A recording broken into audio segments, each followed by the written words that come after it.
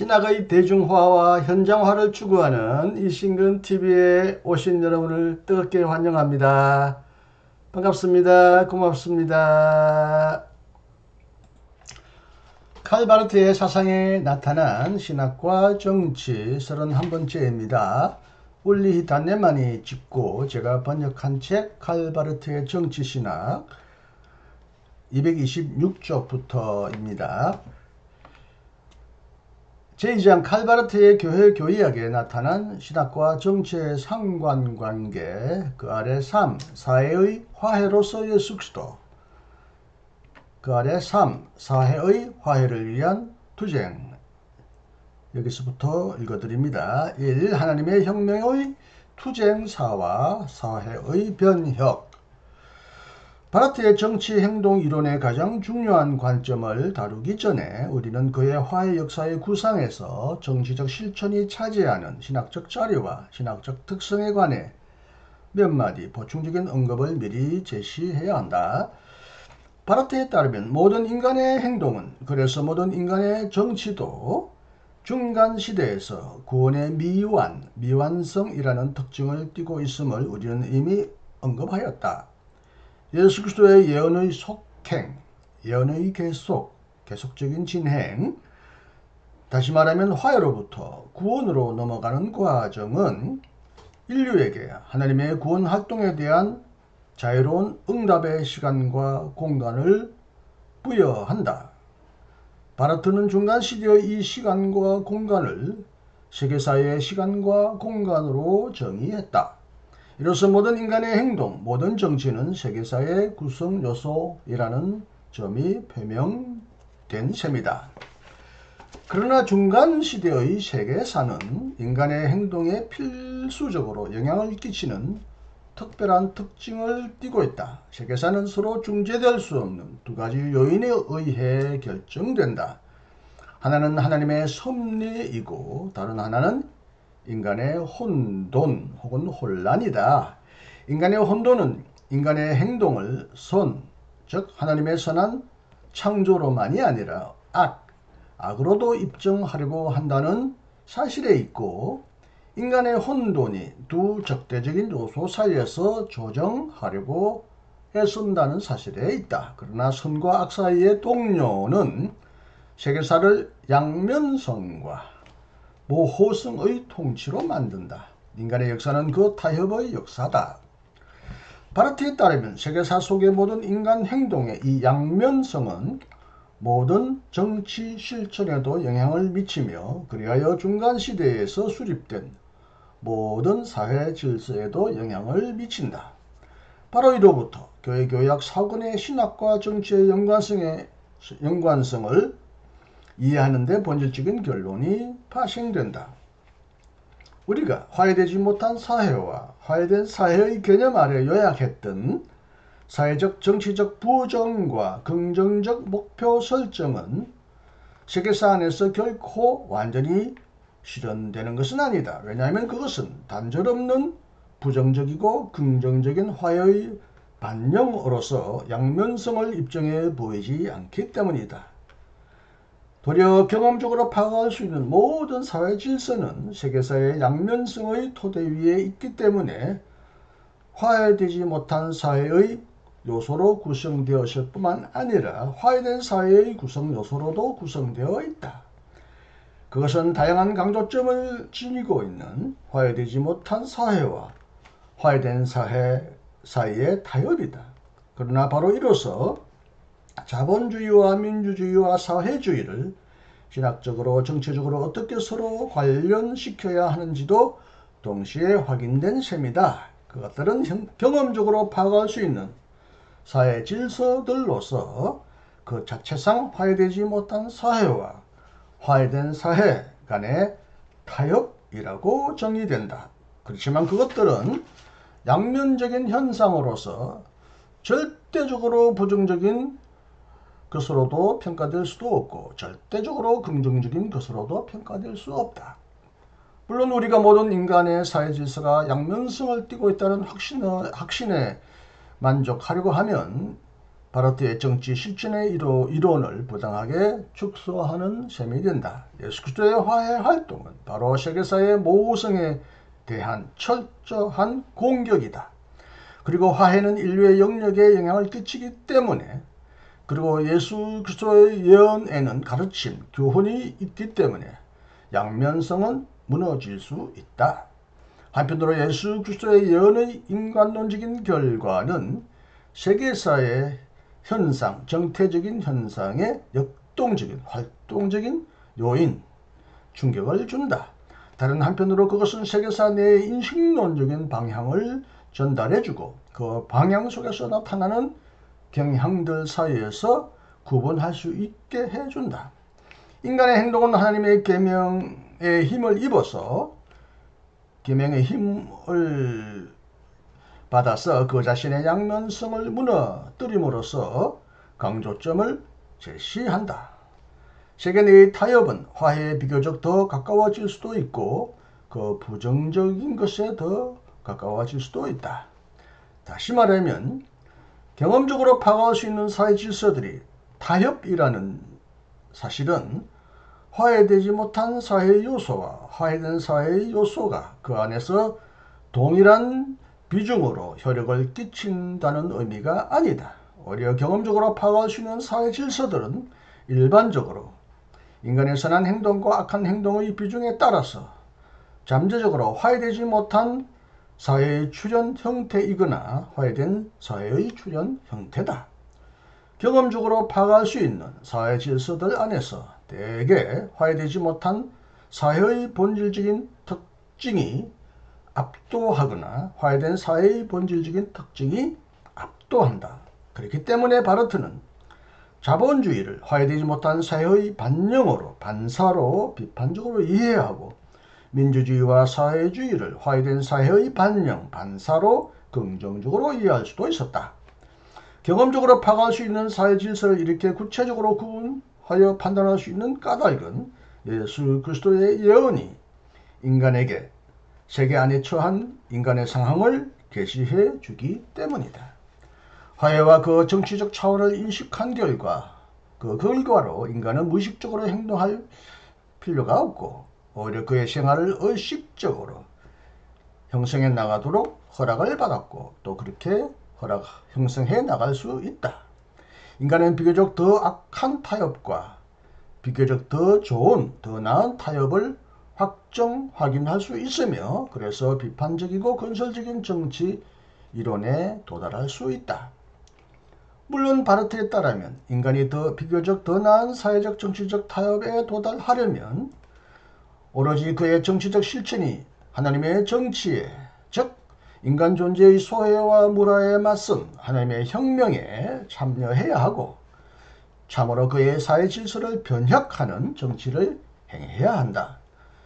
변혁의 정치는 경험적으로 파악할 수 있는 사회 질서들 안에서 사회 안에서 일어난 절대적인 세계 변혁의 표시를 세우는 일을 본질로 가져야 할 것이다.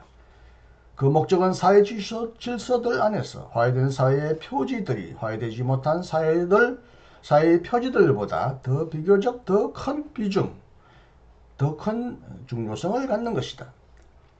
이처럼 바르트에게 변혁의 정치란 비교적 더 나은 사회 질서를 통해 비교적 더 악한 사회 질서를 해체해 나가는 정치적 전략과 다르지 않다.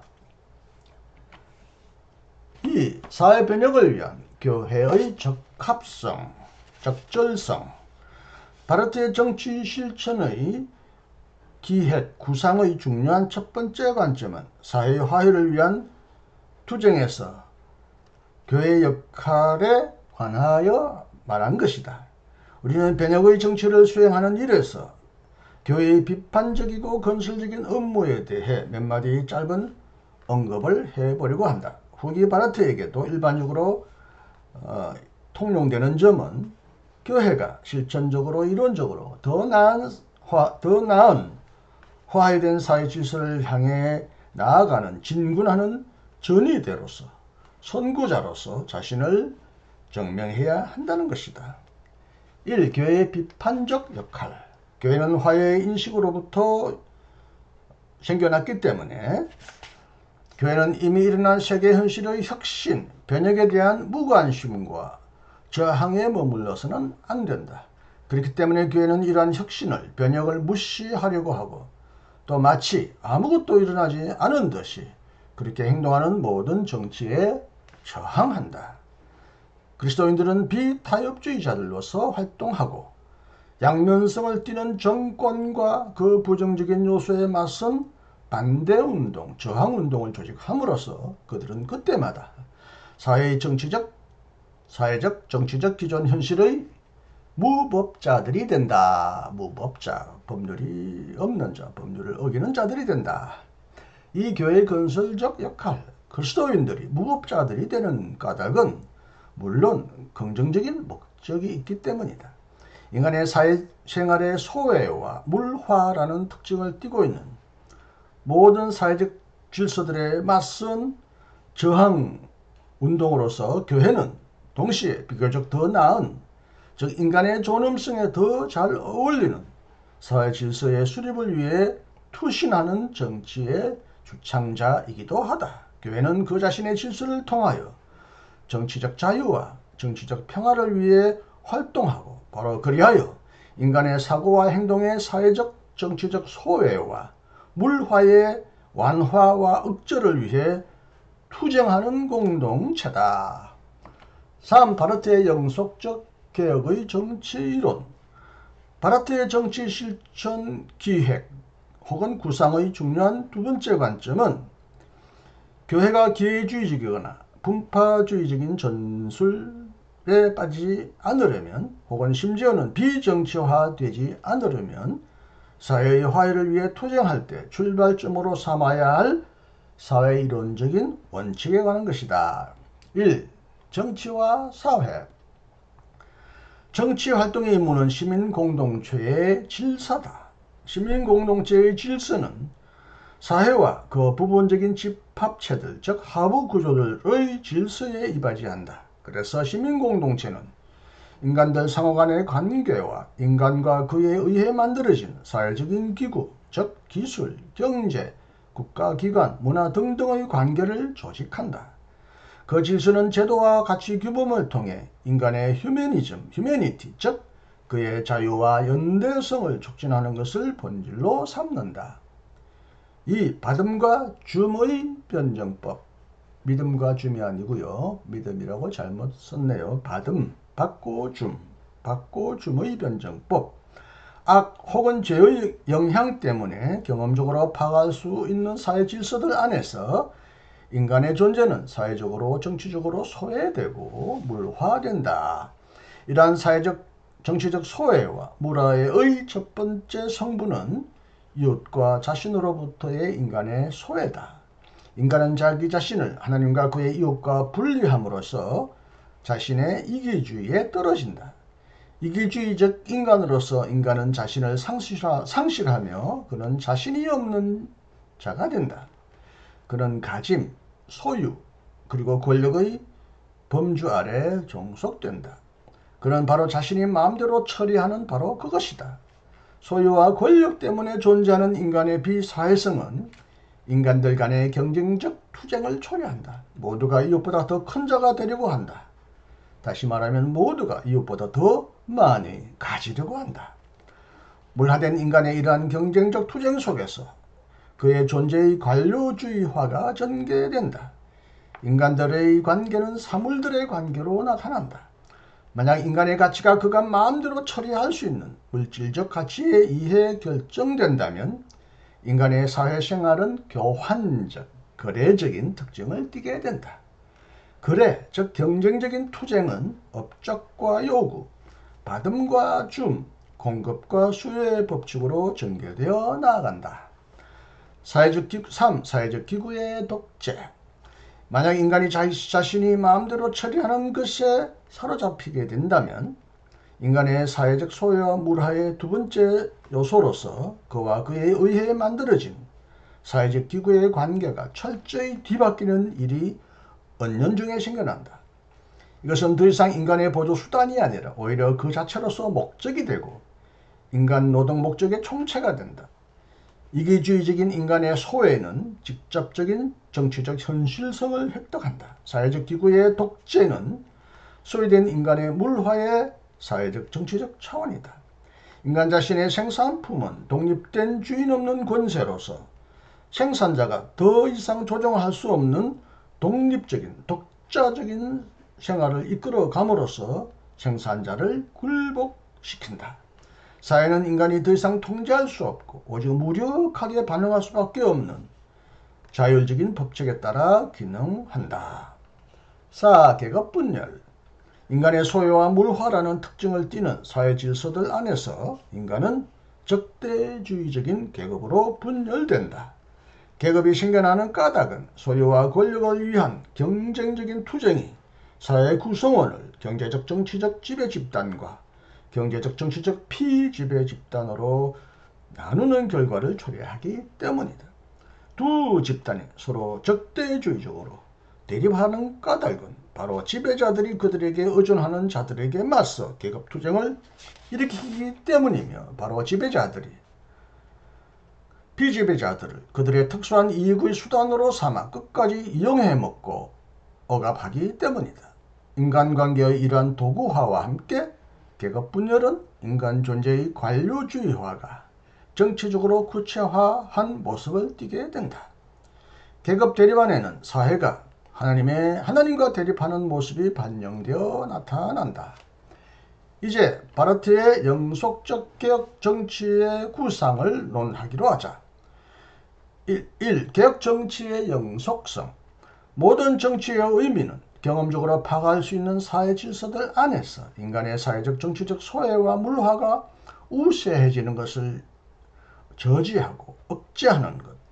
그래야 화해의 긍정적인 결과가 화해되지 못한 사회 요소보다 상대적으로 더 큰 비중을 획득하는 사회 질서를 위해 투쟁하는 것이 있다. 그러나 사회적 소외와 물화는 단 한 번의 정치개혁 행위로서 결정적으로 폐기될 수는 없기 때문에 사회 질서의 개혁은 사회 질서의 영속적인 개혁 과정으로 추진되어야 한다. 그럼에도 불구하고 개혁된 모든 사회는 그 양면성 때문에 끄덕끄덕 사회적 소외와 물화의 압도, 우세에 굴복할 위험에 빠진다. 개혁 정치는 결코 특별한 사회적 질서의 수립과 함께 정지되어서는 안 된다. 그 임무, 즉 소외와 물화의 억제는 온갖 개혁 이후에도 새로운 개혁의 원동력으로 입증되어야 한다. 이렇게 하여 정치활동은 인간이 관료주의적으로 굳어진 사회 안에 틀어박히는 것, 집착하는 것을 억지하고 저지한다. 개혁정치는 건설적인 것이기 때문에 경험적으로 파악할 수 있는 모든 사회 질서의 부정적인 경향에 대해 항상 비판적이다. 그것은 항상 거듭 새롭게 사회의 인간화를 지향하는 정치다. 사회는 항상 개혁되어야 한다. 조치에타스 젬프 에스터 레포만다. 모든 사회 질서들은 세계사 안에서 변혁될 필요가 있고 또 변혁될 수 있기 때문에 바르트는 사회의 화해를 위한 투쟁을 경험적으로 파악할 수 있는 사회 질서들 안에서 인간이 경험하는 정치적 소외와 물화에 맞서는 저항하는 반대 운동으로 특징지었다. 이 구조적 개혁으로서 사회개혁, 개혁정치는 그때마다 존재하는 사회 질서 그 자체의 개혁을 목표로 삼는다. 그것은 구조적 개혁이다. 사회개혁은 사회 제도와 가치 규범 안에 뿌리내리고 있는 인간 존재의 관료주의화를 더 나은 제도와 가치 규범의 설립을 통해 그 관료주의화를 완화하는 임무를 띈다. 그러므로 개혁정치란 인간들 간의 교환관계, 사회적 기구의 독재와 계급 분열에 맞서는 저항하는 투쟁을 의미하며 인간의 사회적 정치적 관계의 변질에 효율적으로 대처하는 데 적합한 제도와 가치 규범을 갖는 사회 질서를 위한 투쟁을 의미한다. 3. 개혁정치의 전망. 개혁정치의 전망은 인간의 사회적 소외와 물화가 가능한 한 폭넓게 억제되고 인간의 휴머니티가 가능한 한 폭넓게 전개될 수 있는 사회 질서다. 개혁 정치는 사회의 인간화를 위해 투쟁한다. 그러나 이 전망은 동시에 그 한계이기도 하다. 세계사의 양면적인 사회 질서들 안에서 인간들 간의 교환 관계, 기구의 독재, 그리고 계급 분열이 전혀 없는 사회란 결코 존재하지 않을 것이다. 이러한 처지 때문에 인간의 모든 정신은 우리가 아직 구원받지 못한 세계 안에서 공익과 정의와 자유와 평화를 위해 투쟁해야 한다는 사실을 상기시켜준다. 바르트가 자본주의와 민족주의와 사회주의를 서로 대립시킨 것은 그의 영속적 개혁 이론을 현대의 정치 문제에 적용한 것이다. 현대사회의 자본주의적인 발전에 맞선 투쟁, 민주주의와 사회주의를 위한 투쟁은 오늘날 정치적 실천이 당면하고 있는 과제다. 시민사회의 자본주의적 구조의 극복, 사회주의적 민주주의를 위한 투신은 오늘날 사회의 인간 사회를 도모하기 위해 행해야 할 필수적인 정치적 기여다. 이로써 자본주의 대 민주주의 그리고 사회주의라는 양자택일은 일정한 역사적 위상 정립의 대안이라는 사실도 동시에 표명된 셈이다. 민주주의와 사회주의는 정치적 문제를 궁극적으로 해결해 주지 않는다. 이 둘은 개선될 필요가 있고 개선될 수도 있다. 물론 민주주의와 사회주의도 장정적임을 인식한다고 해도 그것이 오늘날 추구해야 할 비교적 더 나은 질서를 나타낸다는 사실을 부인해서는 안 된다. 네, 오늘은 여기까지 읽어드렸습니다. 다음에는 네 번째 바르트와 사회민주주의라는 비교적 짧은 문장을 읽어드리겠습니다. 끝까지 경청해 주셔서 감사합니다. 오늘도 안녕하십시오. 감사합니다. 이신근이었습니다.